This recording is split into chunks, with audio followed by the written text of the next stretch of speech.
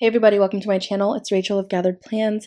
I have this kit called Holiday from pandabirddesign, and yes, this is I think the first or second week, is it? Yeah, this is the first official week of January, and I felt like this, even though it's a holiday kit and the holidays are technically finished by this point, I feel like a lot of people still keep up their holiday decorations, at least for the first couple of weeks in January, or at least I do, and that's usually the same consensus I've seen in my neighborhood and just other friends and families that I know. So I figured this would be actually a very great kit to use just because it was still very festive in my house and in my neighborhood. And this was actually the same week that I took down the holiday decorations. I took them down on Sunday. So I left them just for another week and then I was done with it. I don't know how you guys feel, but I was really not I was trying to get myself in the mood for Christmas and the holidays and at the end of 2022, but I just really wasn't in it, and I thought decorating and doing all that good stuff would help me feel festive and in the mood, but I really wasn't. If anything, I was excited to take everything down and just put it all away. I missed how clean and not as cluttered my house looked. Was that even proper English? No. I I really liked how and missed how my house used to be when it wasn't super cluttered with all the decorations, because holiday decorations can tend to do that, especially if you're somebody that likes to go all out and decorate different spaces in the house. It can get cluttered after a while, and I was quite overwhelmed and just kind of over it at this point, so I was very excited to put away all of my decorations for sure. But with that being said, I'm really hoping that 2023 holidays are a lot more exciting for me. I felt like 2022, I was over it. And I spoke to a couple of my friends too, and I think a lot of people are feeling the same thing. So I'm glad I was not alone in that. And honestly, holidays aren't always the most positive and happy time of year for many people. So it's not an abnormal thing, but it definitely was nice to hear from some of my fellow friends and planners too that they were definitely feeling a little bit different this past year. So with that being said, I am so sorry. I hope that was not that much of a downer, but I hope you're doing well. I recently just posted the Valentine's with a planner party. And the first time I met Tay in real life, I did a vlog and I posted that vlog yesterday. So hopefully you guys got a chance to watch it. It was incredibly fun to do. And I don't know. I am very shocked it happened. It happened so quickly, and honestly, a weekend is not enough time to meet people, especially your planner bestie that you talk to all the time. It's just not enough time to do everything you want to do. So I was quite bummed about that we couldn't do, a longer trip and just hang out for maybe a week. I feel like a week is a little bit better than just a weekend. So unfortunately, it just flew by. And then also traveling on top of that is and can be very stressful. And for my case, it definitely was, which was so unfortunate. And I'll probably get into that in that plan with me. I don't know. I posted it a little bit in the vlog that I did, but long story short, I'll just do it now. Whatever. Sorry that this voiceover is all over the place. I have not done a voiceover in a while, and I feel like I've been saying that every time. But anytime I don't do a voiceover weekly, I feel like I fall right off so fast, and I have to kind of get back into the groove of doing a voiceover. But I was, our plane and everything was going well. It was great. Everybody was boarding on time. It was all on time. But at that point, they had already changed our gate twice. And then and then I was just okay, whatever. I started falling asleep, when you sit and you wait at the gate.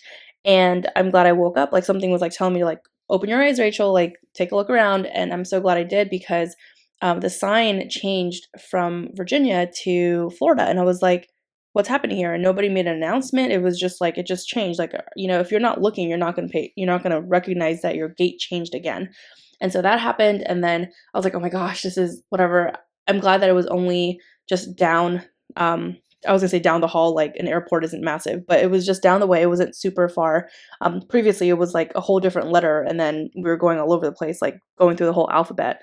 But so we boarded the plane. It was going so smoothly. I was really excited. And then, I'm someone that's very observant. I'm always watching and alert and paying attention to everything around me. And I was watching all of the flight attendants and their body language. And, I saw one of the co-pilots leave the pit, and I was like, okay, something's not cool. the person at the gate came in like several times to like talk to people, and I was like, this is not looking good. And then once I saw the pilot leave the pit, and I was like, okay, like the head honcho is like leaving the plane, and all the crew members were like talking, and I was like, this is not looking good. At this point, it was like 20 minutes past 30 minutes, and then 40, and then an hour, and I was like, what the heck is going on? I'm really frustrated at this point because we hadn't even received an announcement. And that's the thing that's the most frustrating to me, is when airlines don't even communicate. And that's what was like blowing me away. I was like, why didn't they even make an announcement yet, you know? So essentially there was something wrong with the stabilizers, what they called it. And then, they basically, after like an hour, they decided, they're like, hey, we all have to get off the plane. And then we're waiting on a new plane to land. They have to inspect it, clean it, and then we could all board. And, everybody was already like, what the heck? And at this point, we've already changed to another gate. And it's just been like, it was like so much back and forth. I The only positive is it wasn't a full plane. So thankfully, like everybody was able to basically get their own section to themselves. And they try to make it up by like giving us like 2 cookies. And I was like, dude, stop it. Like, no, absolutely not. I was so done and over it. And then on top of that, like it didn't help that the flight attendants were all like chatty and like laughing. And I'm just like, can y'all just communicate with me? Like, you can see all of our worried, concerned faces, at least the people that were still awake, trying to figure out what's going on. Because at that point, the people that were asleep probably thought we were already in the air and landed, because it had already been a whole hour, because it's not a super long flight from Georgia to Virginia. And I was just like, what's happening? So I was over it. And on top of that, everybody was like rushing and like trying to like push around to like get to the next gate and get to the next plane. I'm like, why are you rushing? Like, we are all going to end up at the same spot at the same time. Like, there's no reason to push and shove and rush and just be super antsy. Like, I was just overly so annoyed. I just was like, whatever. So that was a whole experience, but the silver lining is I was on a safe plane and I got home safely, and that's all that I care about. So I much rather like have to deal with a frustrating situation like that and be delayed than be on an airplane that's not safe, right? So I'm so glad and thankful for that. But it just makes me a little bit like nervous. Like, why would you guys board people onto a plane if you didn't do, like, if the inspection didn't pass? Like, that was already kind of like, why was that even the thing? You know what I mean? Like, that should have been caught way sooner, not when everybody's already boarded, sitting, everything's already in their overhead compartments, and like people literally have sleep masks and like headphones in, getting ready to go. Like, what's going on? So anyways, that's my whole little spiel. I just needed a little venting moment. Comment below your craziest flight experience. I wouldn't say this is the craziest one by any means. Like, I've traveled overseas as far as like the Philippines and Japan, and like those are always really hectic because they are like 16 to 20-hour flights depending on layovers and stuff like that, sometimes more. But comment below if you have any crazy like flight experiences or anything related to an airport, an airplane, whatever the case may be. I'm always interested to hear those stories. And it's just, I feel like at some point if you travel, like, you have experienced something frustrating. Like, that's just how airports are. And let's not even start talking about how really like hostile TSA is. Like, it's just, I feel like everybody going through that line is already like so nervous. Like, I feel like I'm going like through like a prison, like like having to get like, I don't know. They're very intense. That's the word. I just feel like it's very intense, and they're yelling at everybody, and it's just like, this isn't fun. Like, I always feel so like stressed and anxious and overwhelmed when I go through a TSA like security check. It's just, anyways. I know I kind of breezed through Monday and Tuesday. Sorry about that. But anyway, so Monday I did cardio on the elliptical. I hit 10K steps this day. I try to notate and mark when I hit 10,000 plus steps because, it's really nice like look back and see how consistent I was and stuff too. And sometimes I just have nothing else to mark. We took Jace on a walk. We had Chick-fil-A. I did some reading and then therapy at nighttime. And on Tuesday, I had 2 meetings. I marked all of my meetings the same way using the MIDI rectangular boxes layered over a Gathered Layers and pandabirddesign shadow box. Took Jace on a walk, did fasted cardio. I had physical therapy at 11 a.m. this day, and then I did a leg workout and then hit 11K steps that day as well. So another successful day. And on Wednesday, had 3 meetings, did cardio, and then $2 Tuesday. I'm pretty sure I shopped, and that's usually what I use to just, I don't normally mark it unless I did some shopping, just because I don't really buy a lot of stickers as much anymore. And then $2 Tuesdays, it must be like a big deal for me to like shop $2 Tuesdays, and the stickers must be like super like beautiful, and like I really need them and want them for me to do that, because I have just been like on a no spend with stickers, honestly, and just trying to take a chill pill with it.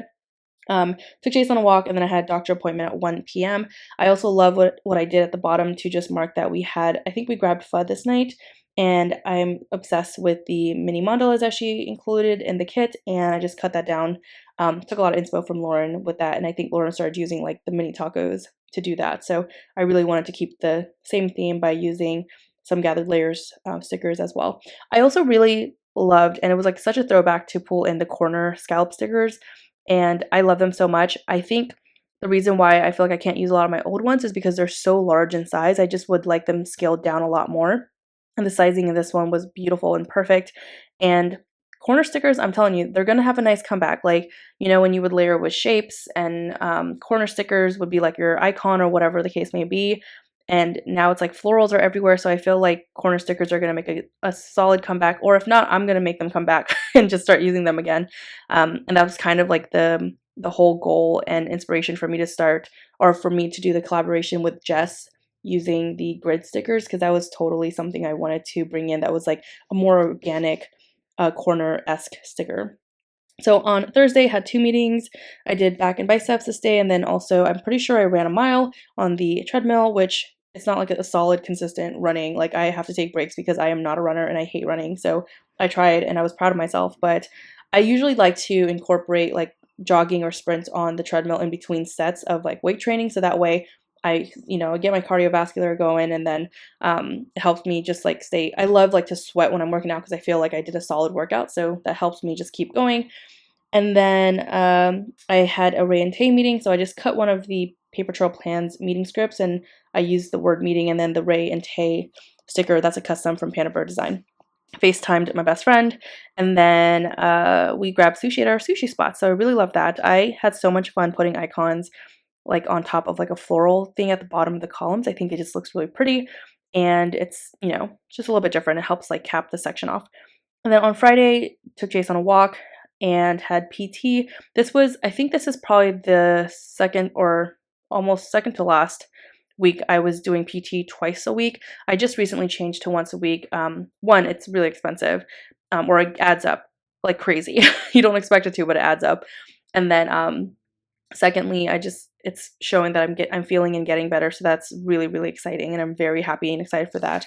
My physical therapist has, he really wanted me to do twice a week so I could get, you know, all of the necessary exercises and just get better faster. And then, you know, over time we can lessen the amount of appointments. And then I trained chest and triceps, and then did cardio as well. And then, oh my gosh, let me tell you the story. This was a crazy day. Like I worked out or did some form of exercise and moved every single day this week. So I was super proud of myself. And I was so like motivated, especially after the holidays. But I think during the holidays, I was still pretty good too. But this was the day that I did so much exercise that when I did hot yoga with my best friend and Greg, she invited us to a hot yoga spot, and she had free tickets for us to join and to do like, I literally thought I was going to throw up and I was going to pass out. But mind you, it was my fault. I had done cardio and then also weight trained and all of that right before hot yoga. And at that point, I think I was sitting at like 800 to 1,000 calories that I had eaten for that day. And then because I was saving up to eat food like after hot yoga, because we were going to grab tacos afterwards. And you never want to like eat anything prior to hot yoga because you will throw up. But and then I found out because she told me, she was like, no, it's not super, this instructor is not really intense. Like I feel like it's a really good like intermediate, beginner to intermediate class. It's not super advanced.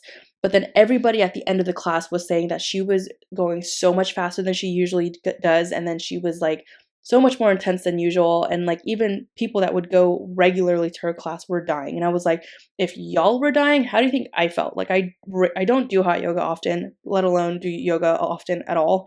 I mean, I do stretches and like my PT stretches, but not like yoga. And I have a lot of respect for people that do Pilates and yoga. Honestly, it's intense.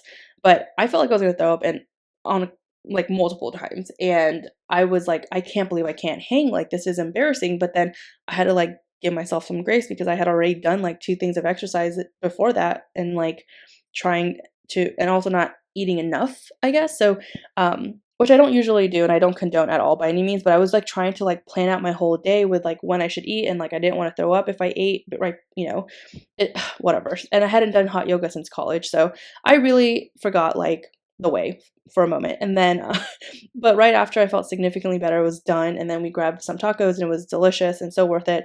But that day I had burned 1,050 calories, which is a lot. Like I don't think I've burned that many calories in a long time. Because usually I will burn like, I would say probably like 500 to 800 calories on average.